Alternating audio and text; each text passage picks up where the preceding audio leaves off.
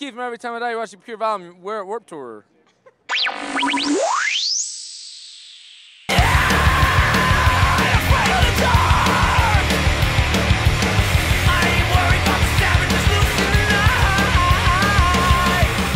I feel like From Parts Unknown differs from its predecessors in the sense that it is a perfect amalgamation of every one of its predecessors. I think that this one is kind of the opus as far as our records are concerned, and it kind of incorporates a lot of the other stuff that we put out.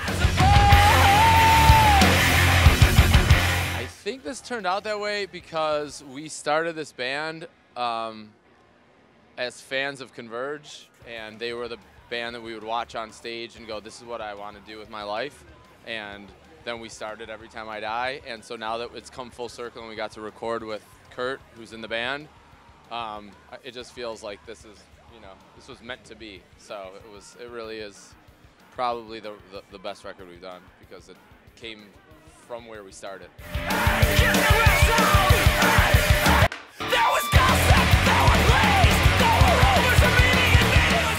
I'm most proud of the fact that I wrote 16 songs in a month, but also I play piano on more, and I've never played piano on a record before, so I was able to do that successfully.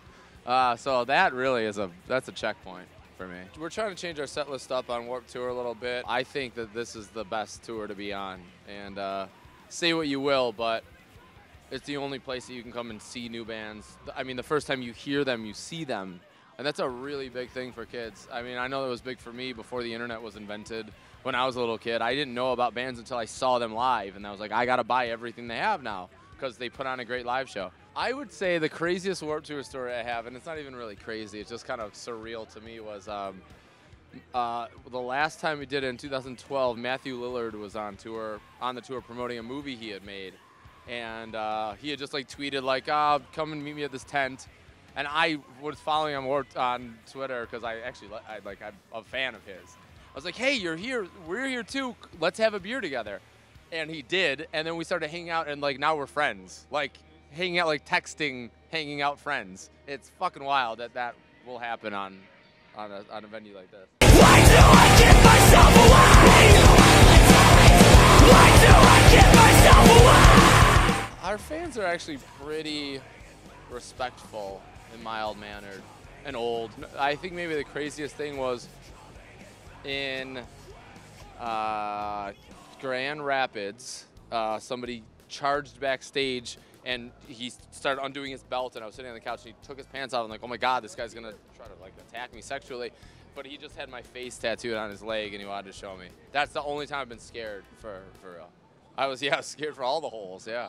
All 7 of them. Well, I packed my guitar and my favorite shirt, and I'm ready to hit the road. I don't know if there's gonna be more Shit Happens DVD. I feel like that was lightning in a bottle. That was like when the band, like the personalities in the band were just such that to capture it was remarkable.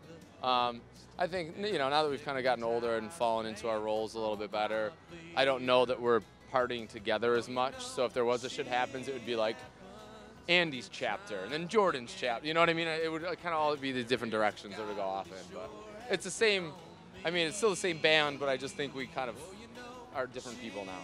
And you don't want to force it. There's nothing sadder than watching old guys try to be cool. So we're definitely not gonna force it. Took a big shit on me. Hey, this is Keith from Every Time I Die. You're watching Pure Volume.